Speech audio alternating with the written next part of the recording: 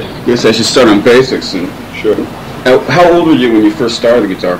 About 11. 11 years old? Yeah. Why did you pick it up originally? Well, I got into music through my father, who was a promoter in Northern Ireland. He used to run these sort of ballroom gigs with show bands and all that sort of thing. And so I used to go along and listen to him, and I just caught the bug very early on. You know, and then one day he came over and he says, "Would you like to learn to play the guitar?" I said, "Oh, I'll try anything else." You know, and that was it, really. I got into it, and I just took it from there. What do you mean took it from there? Well, I didn't have any sort of formal lessons, but he had a friend who played guitar, and he showed me like the chord of A. That was about it, really. You know, 3-finger chord of A. And I just listened to records and stuff after that, just picked things up. You know. Had you already been listening to pop before that?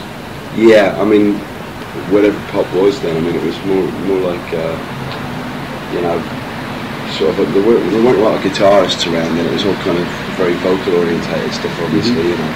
My dad would bring on these records all the time, Little Richard stuff like you know, 50s rock and roll stuff. And that's what I used to listen to. When was the first band, actually? First band you got together? I had bands all the time when I was at school. From when I was about 12, you know, I was just forming little bands with people and playing Beatles songs and stuff like everybody else did, you know. I mean, my first pro band wasn't until I was like 16 when I left school. It was Skid Row. That was Skid Row? Yeah. How many bands had been before that? Just countless little... Just little, you know, stupid bands like you had at school. Quite a few. At 16, like, what sort of level were you playing at, though? Were you already burning up a lot of guys around you and attracting attention? Well, yeah, I mean, I've been playing for 5 years then, and I kind of made some headway because I think when I really started to sort of develop was when I got my first decent guitar, and that was like a Telecaster, which I got when I was 15. Because up until then I had really crappy guitars, you know, you couldn't really play them very well because I had an action this high and strings like telegraph poles, you know, and I didn't know that you could play on light gauge strings, you know. So I was learning to play with all these things against me, you know, without realising it. And so when I got a proper guitar, I just took off like a bird. It was dead easy. Was Skid Row your band? Did you perform it, or? No, it wasn't my band. I joined Skid Row. Phil Lynott. Phil was the singer, but he didn't right. play bass. He just sang. And there was a bass player called Bruce Shields and a drummer called Noel Bridgman. And then Phil left the band, and we stayed on as a three-piece for a couple of years. He went on to Thin Lizzy. Did he have like very much influence on you when you first started out? Did you really look up to him or look? Phil? Yeah. No, not really, because he wasn't in the band that long. You know, he was only in the band for a few months, and then he wasn't actually very good at singing then. No, because he couldn't sing in the studio. In fact, he got fired from the band because he couldn't sing. And he went on to perform. You know, he went on to learn to play, and through learning to play, he got his pitching together and everything. And obviously became, you know, a star, and he actually got his writing together and everything. He was actually influenced by the bass player in the band, who was an older guy called Bruce Shields. And he used to do all the writing, and Phil got a lot of stuff from him. He helped Phil to learn to play bass as well.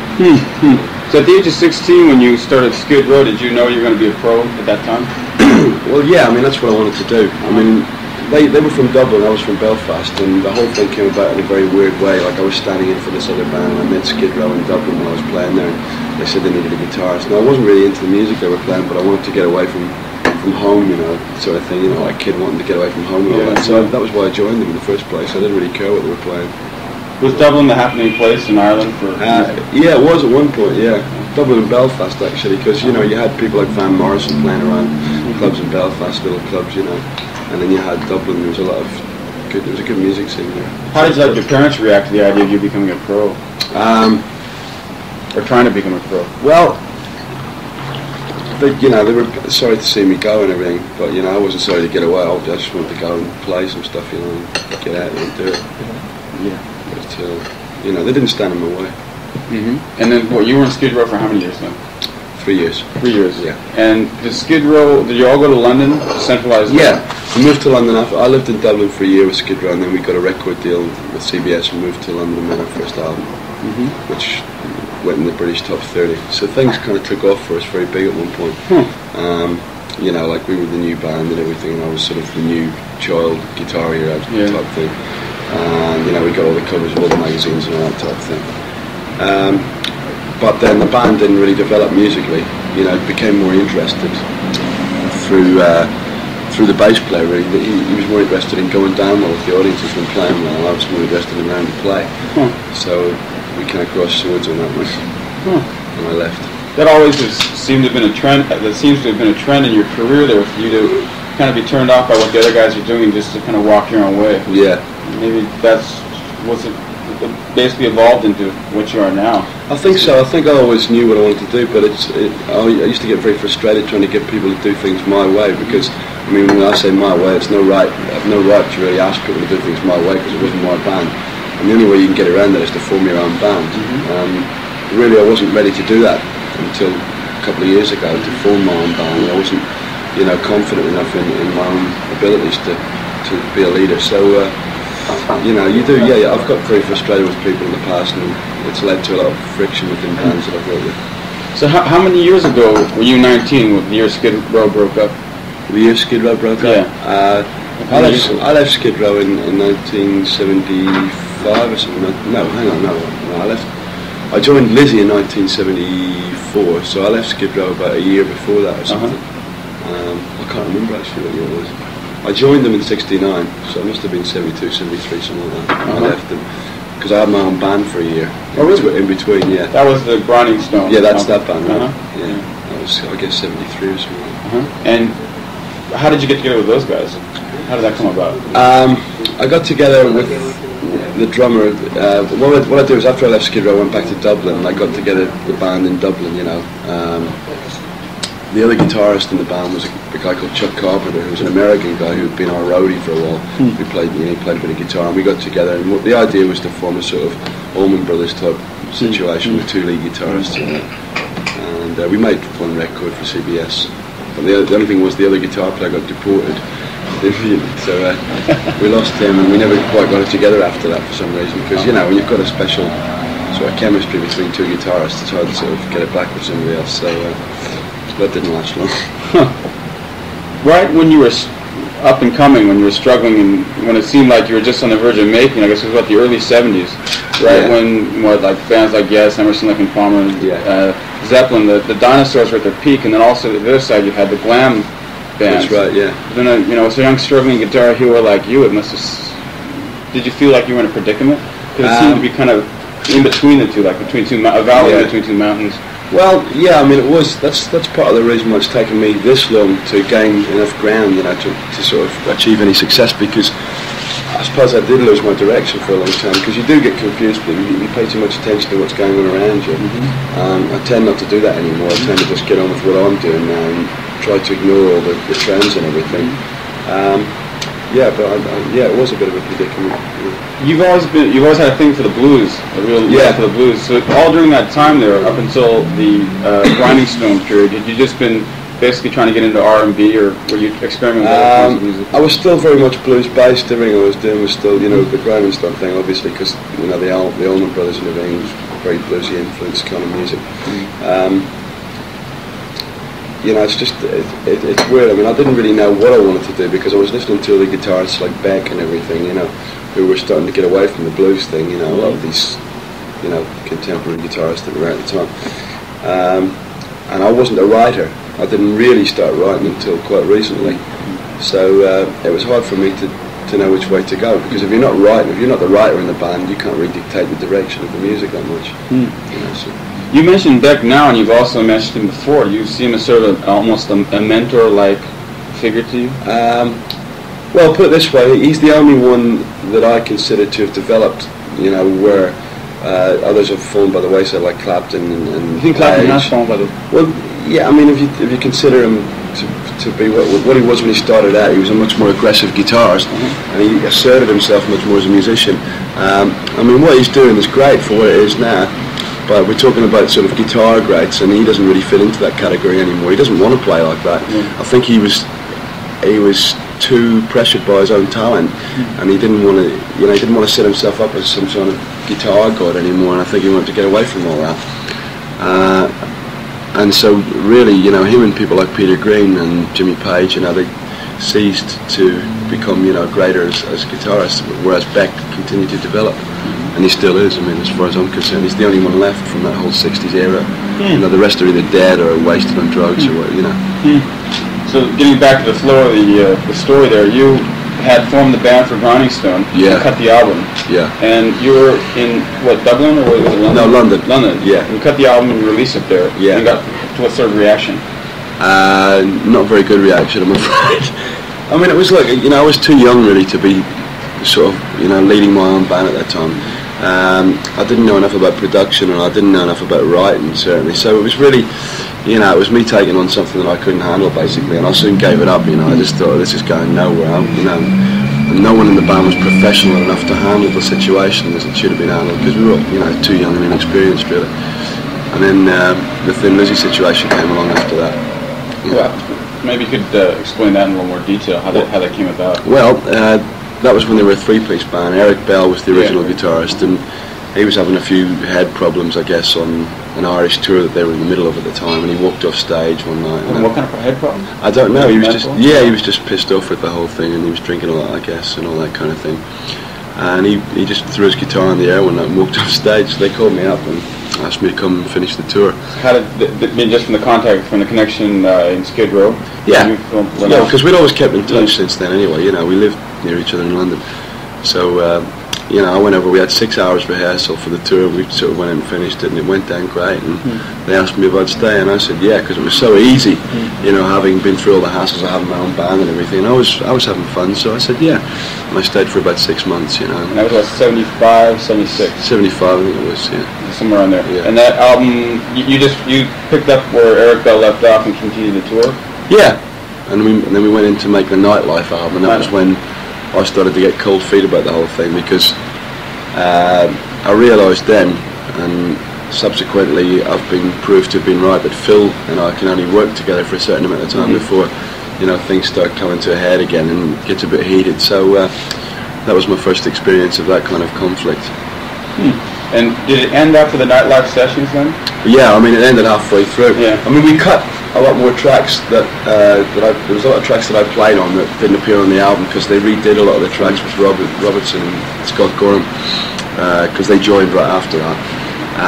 But the only one that remained that I played on was Still in Love with You. And then after that, after you dumped Thin Lizzy, where did you go on to from there? I set about forming Coliseum 2 with John Heisman, and that took a long time, because we were sort of looking for really great players and everything. We ended up with a band of hopefully very good musicians. Don Airy was the keyboard player, Neil Murray was the bass player. That was something Moll? John Moll, that was later. Yeah, that was the next lineup. But it took about a year and a half to get that together. So, we were sort of halfway through 76, So I had always understood that John Heisman was the guy behind that, because he was in the original Coliseum. Yeah, that was his band. But, I mean, it's just his name, really. I mean, we actually formed a band together, and I was doing all the writing. So, it was a team thing, Yeah.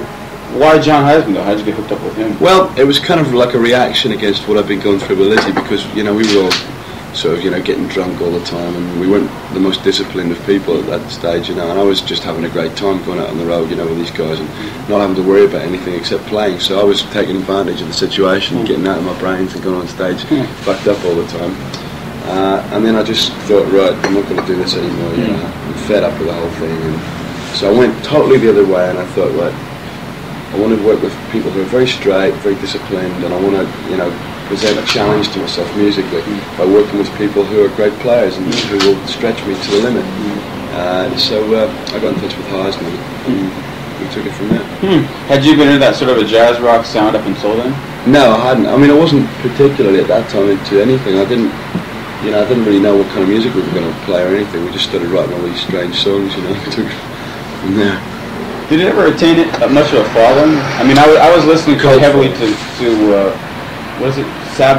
Electric Savage. I listened a lot to that album, but the one after that, I guess, was the one before that. War Dance. Yeah, War Dance. And Strange New Flesh was the one before that. It was the first one. There was a total of 3. Yeah. The first one was like when we had the singer in the band, Mike Starrs. No, I didn't know that at all. Yeah, it was like quite different. What happened with him? Why did he drop out? Well, he was just, the age-old problem of singers, going on stage and making pricks of themselves in front of an audience, not being able to handle it, So he wasn't very good live, He was a good singer, but And the Coliseum thing went on for about, a couple of years then? 3 years in all, yeah. 3 years in all. And how did you feel during that time then? repeating what I just said, was there much of a following? Was it really worth it? No, it was like a cult following. It was worth it because we had a great time playing together, and it was the most intense band really I've ever worked with. You know, like we would come off stage, you know, just drained. It was great. You know, we played for 2.5 hours of this sort of music that would just drive you around the bend. You know, it was like working out the most difficult arrangements you could, and then going on and sort of going for it. You know, and it was a challenging band. I mean, it was good. There was very high standards set within the band. What amazed me was all you were in sync with each other. Yeah. The music was so in sync, like you, especially you and Don Airy. Yeah. The two of you was almost like an ESP type thing. Yeah, we did have that. I mean, still do actually. I mean, anytime we play together, it just falls into place very naturally. I mean, you can't create that kind of a situation. It has to be really spontaneous. What ended the Coliseum thing? What was the straw that broke the camel's back?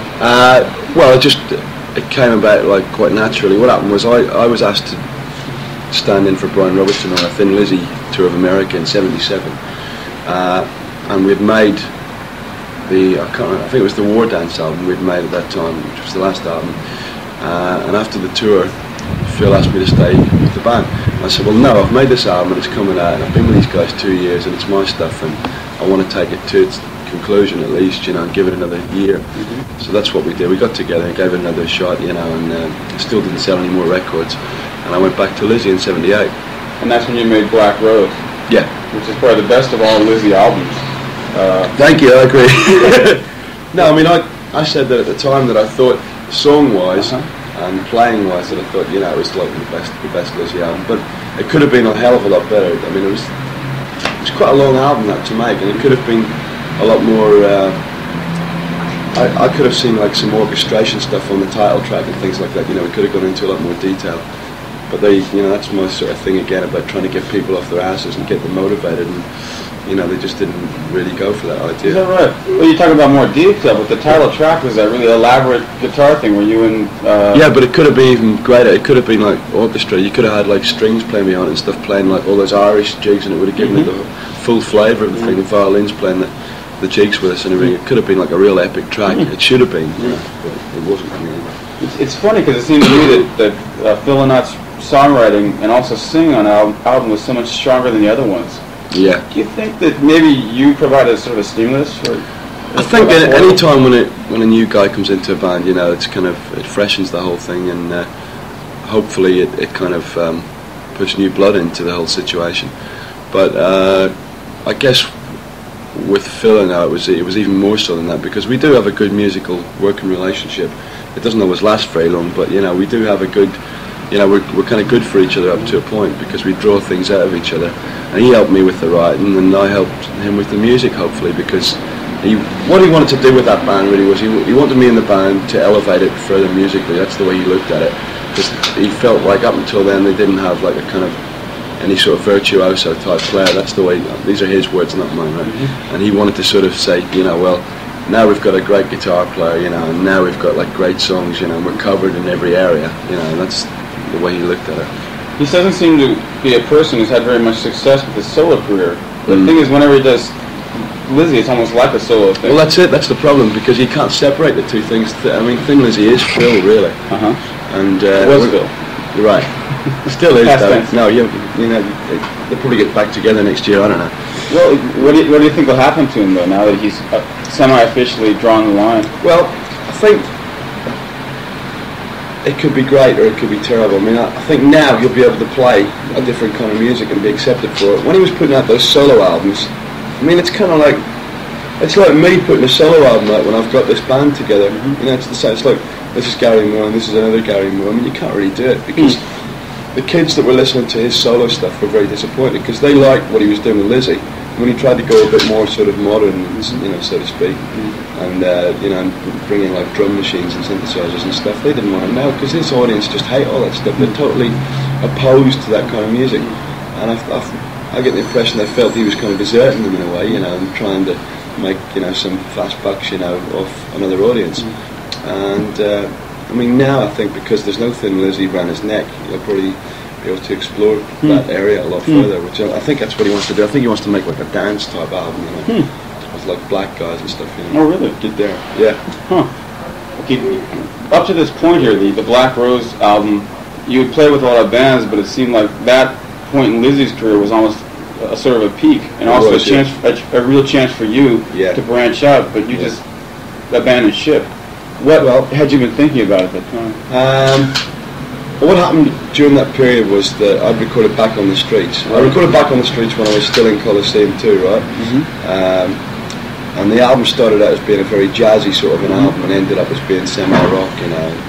That was through Phil's involvement, you know, and I started to go more, and you can actually hear the transition in the music, you know, because it starts off as being like, you know, a rock and roll album, there's all these instrumental things interspersed.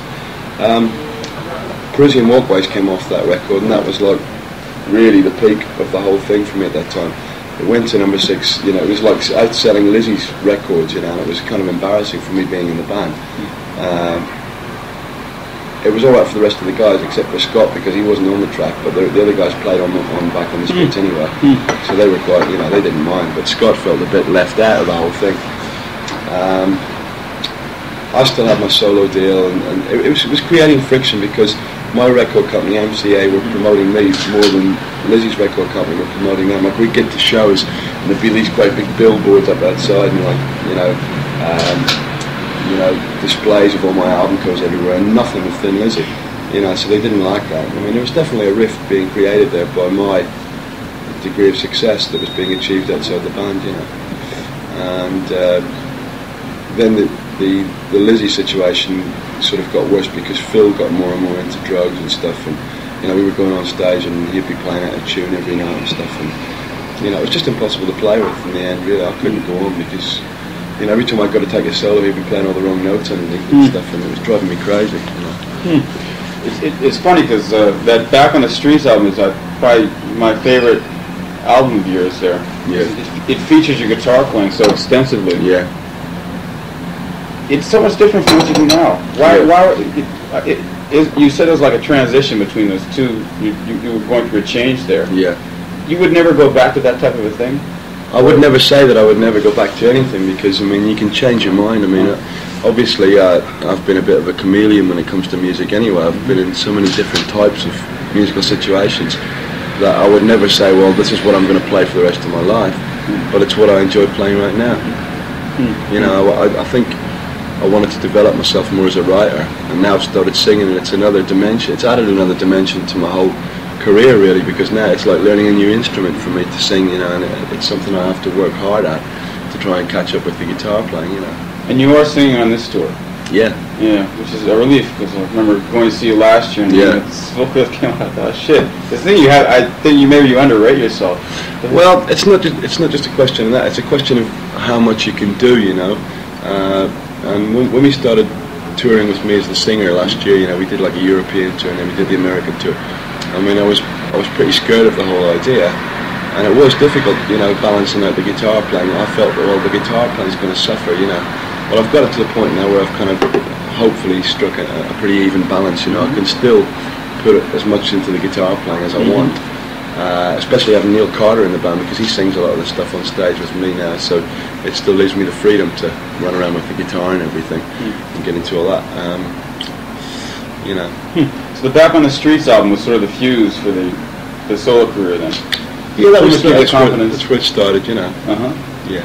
And yeah, that's getting away from. Let's see, we're just finished Lizzy's Black Rose there, and I believe after that you went on to G-Force. That's right. Yeah, I stayed in LA for a year and formed G-Force. Why did you go to LA though?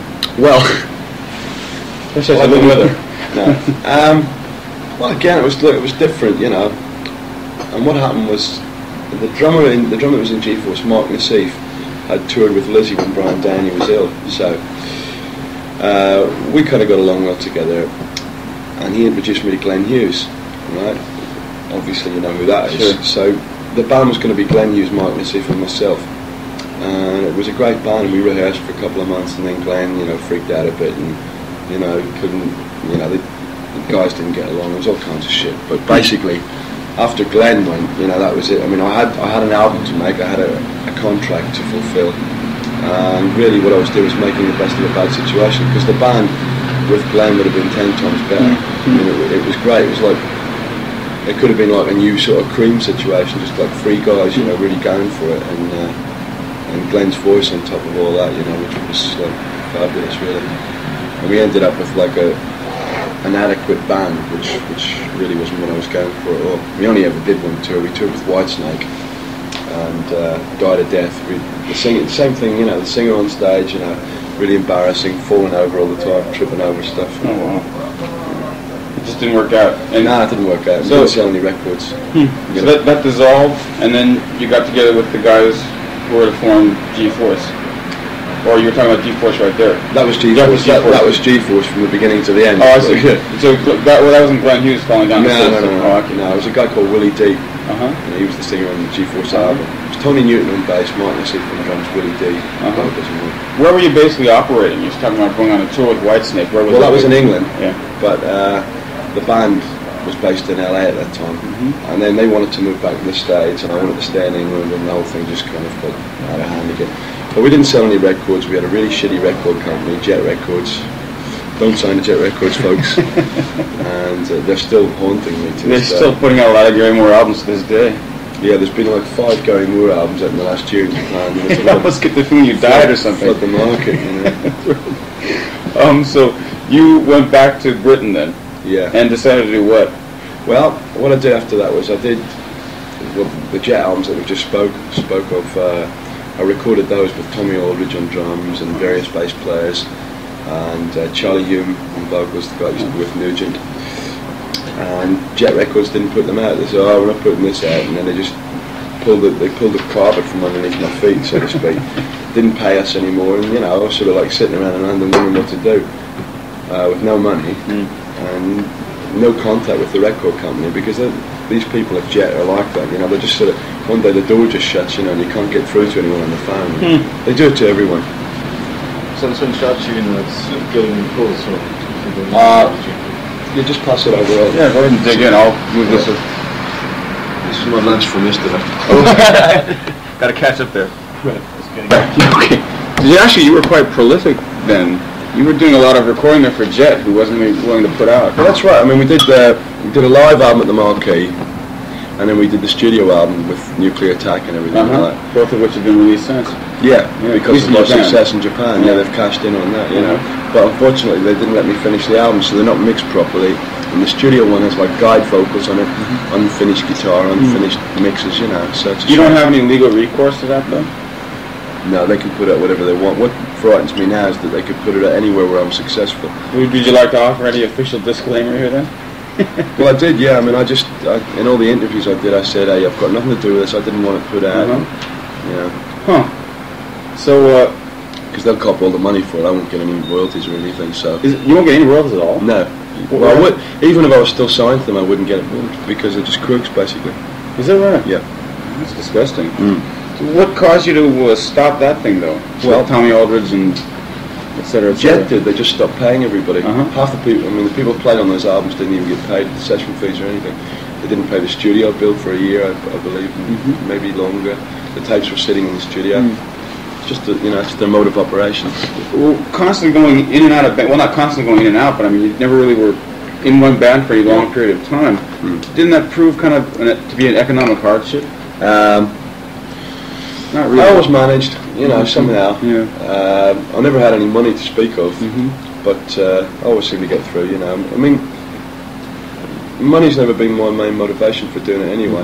Because I've never sort of wanted things. I've never wanted material things that much. Like cars and all that. I don't drive anyway, so what am I going to spend my money on? Coke. I don't do drugs. So, I mean, really. I've always just done it as I felt it. Even if I thought it was going to be bad economically, I've just gone ahead and done it anyway because I felt it was right for me. And it's usually worked out for the best. So you had dissolved the band there, and you were in Britain. Right, I had nothing going at all. And then Greg Lake's manager called me up one day and asked me to come and do a session for Greg Lake. That was in 1981, I guess. And I went down the studio and did this number for him, and he sort of said, "Oh, where are you going?" No, it wasn't Nuclear Attack. No, it was some terrible song called "Love You Too Much." It was. Yeah, "Love You Too Much." Yeah, it was good. Well, actually, wasn't that the attempted single off that album? Exactly. Yeah, attempted is the word for it.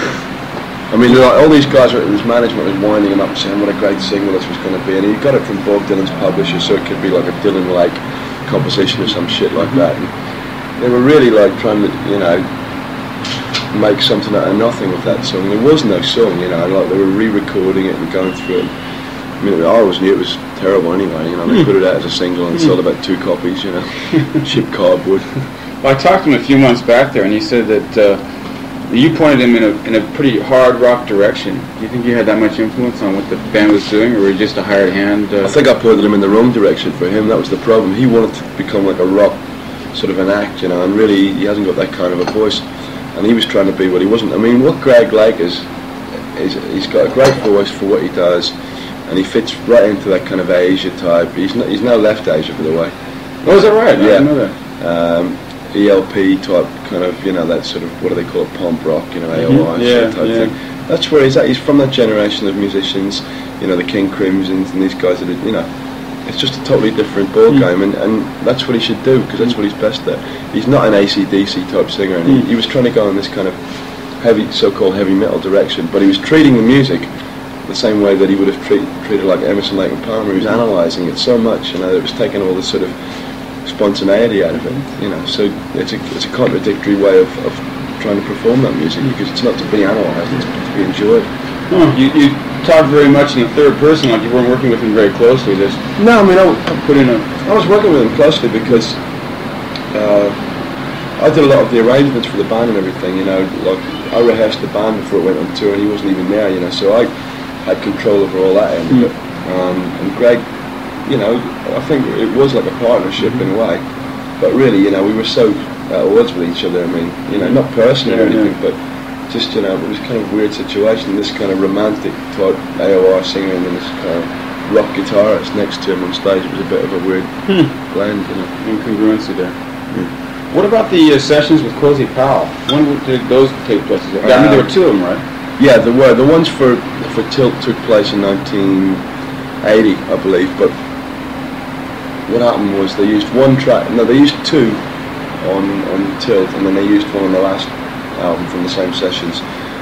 They were done over a period of about 3 days, you know. They were so quick, we did it in a real cheap studio, you know. All the guitar solos were live and stuff. It sounded like the Tilt solo, I think you played about as fast as you've ever played before. It sounded like you were just absolutely burning away there. What was the story behind that? It was just impromptu. Yeah, we were just doing it like and having fun, you know. It was good.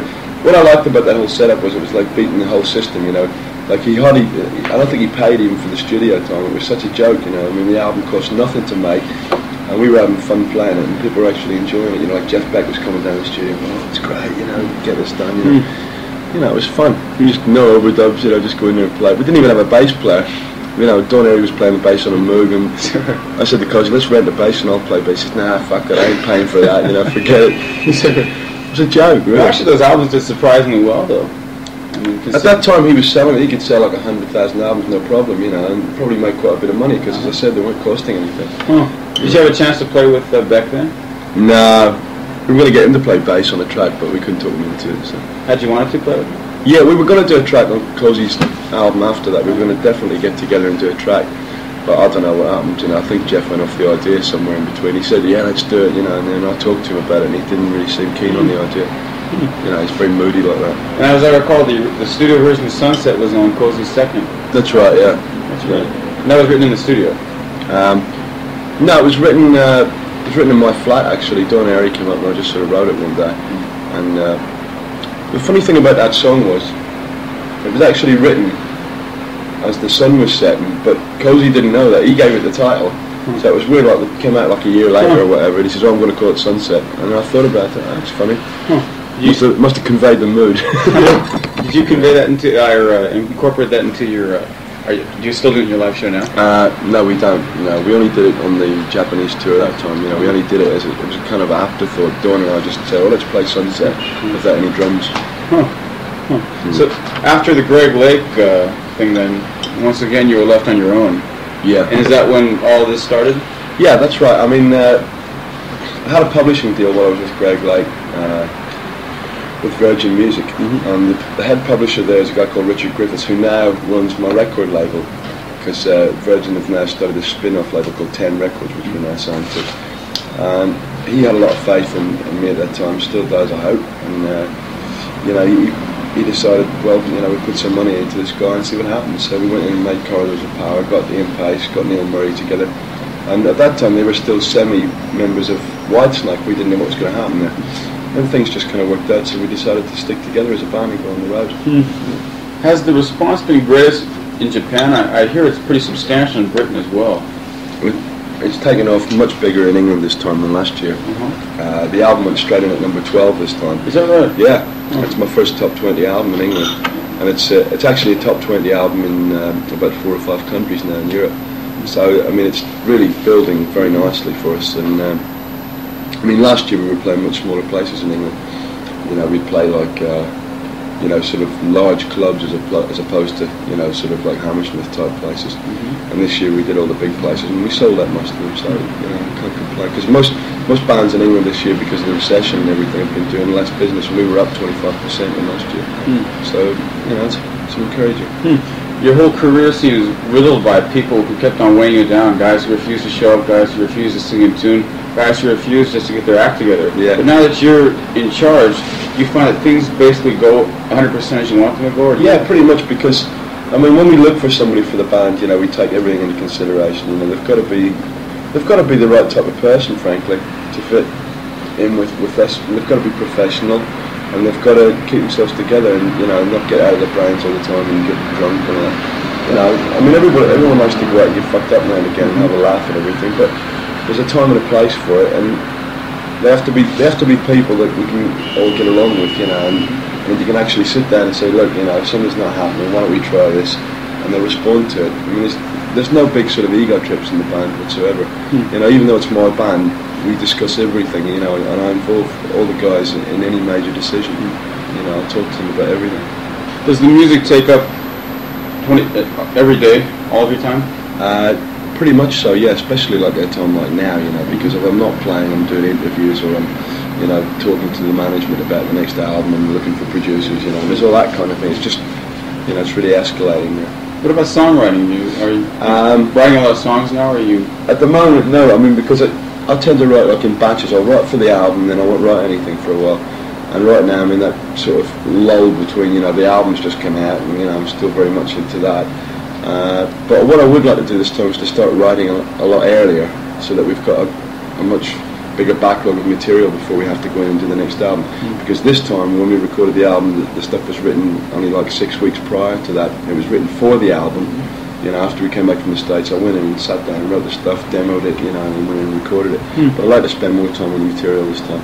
Has anybody been approaching you to appear on the records because you're such a hot guitar hero? No. I mean, I tell you what, when you get into the situation that I'm in now, people are almost, they don't like to ask you. Oh, really? Even though if the right person asked me, I'd probably do it, what I mean? But it's like, it's a matter of time, I mean, Andrew Lloyd Webber, called me up last week, so we can come do a session. But I can't do it because there's just no time anymore. Anybody you'd like to work with in particular? Chaka Khan, Michael Jackson. Huh. All right, well, thanks a lot for the time there. Thank you. We're back on the streets. This one?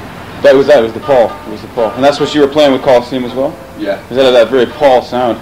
Yeah. It's like you started out with the solo album. The first solo album had a thicker sound. And then Coliseum, you had kind of a more screechy, there was a screamy strat sound. on a lot of the Coliseum stuff as well. On the latest stuff. What are you using now on the albums? The Ebenezer? I used this on the new album because I was having a lot of problems with the Strat, but I've got the Strat repaired now, so I'm using that live, Obviously then I'm back with the Strat. Huh. It just feels better, huh? Yeah, it just, it cuts through on stage, It's got a lot of presence to it, I want you to hold the black one there. Sure. I thought nobody was going to let me hold this guitar today. Everybody just wants to take pictures of the pink Strat. Well, a Japanese guitar in Japan, it's just not fun. This is a good guitar though. You want to lean back. Yeah.